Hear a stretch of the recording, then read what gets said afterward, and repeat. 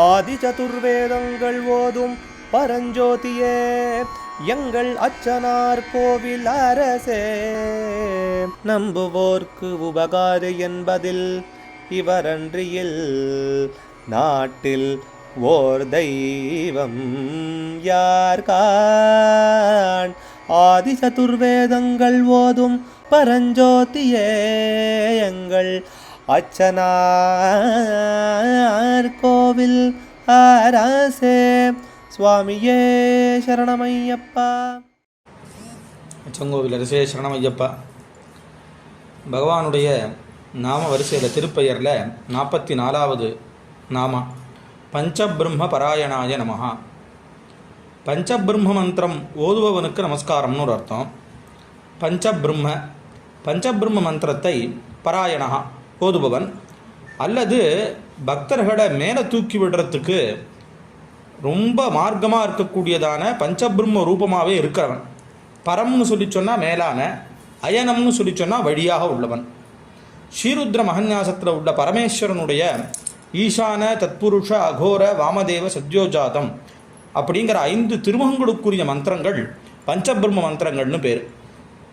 இதை ஹிருதயம், சிரசு, சிகே, கவச்சம், நேத்திரம், அஸ்திரம்னு 6 ஞாச மந்திரங்களையும் சேர்த்து பஞ்சபிரம்ம ஷடங்க மந்திரம் அப்படின்னு சொல்கிறது வழக்கம்.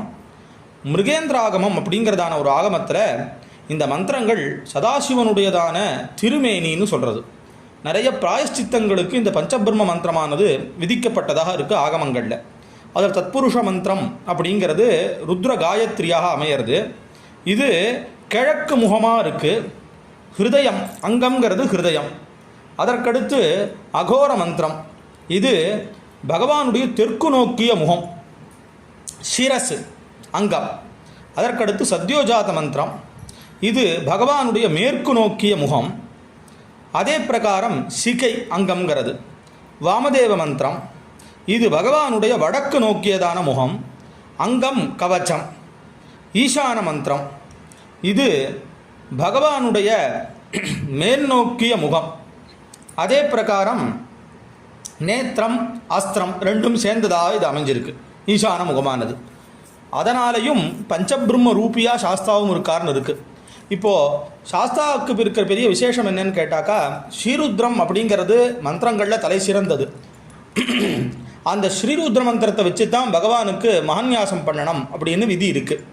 அதில் அபிஷேகம், அர்ச்சனைன்னு பஞ்சாங்க விதிகள் மகர்ஷிகளாலே, போதாயனாதி மகர்ஷிகளினாலே சொல்லப்பட்டதாக இருக்குது.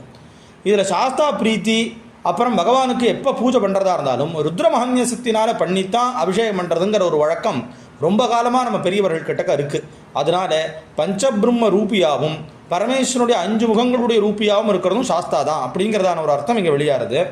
அதே பிரகாரம் ஓம்ங்கிறதான மந்திர ரூபமாகவும் இருக்கிறவர், தாரக மந்திரமாகவும் இருக்கிறவர். அது எப்படின்னு கேட்டாக்கா, அகாரம், உகாரம், மகாரம், அதாவது ஆங்கர எழுத்து, ஊங்கர எழுத்து, மாங்கர எழுத்து, நாதம், பிந்து, இந்த 5ம் சேர்ந்து சுவாமி பஞ்சபிரம்ம ரூபியாக இருக்காருங்கிறது இன்னொரு அர்த்தம். சாஸ்தா அந்த ஓம்ங்கிறதான மந்திர ரூபமாகவே இருக்கும், சன்னியாசி ரூபமாகவும் இருக்காருன்னு ஒரு விசேஷ அர்த்தத்தை சொல்கிறார்.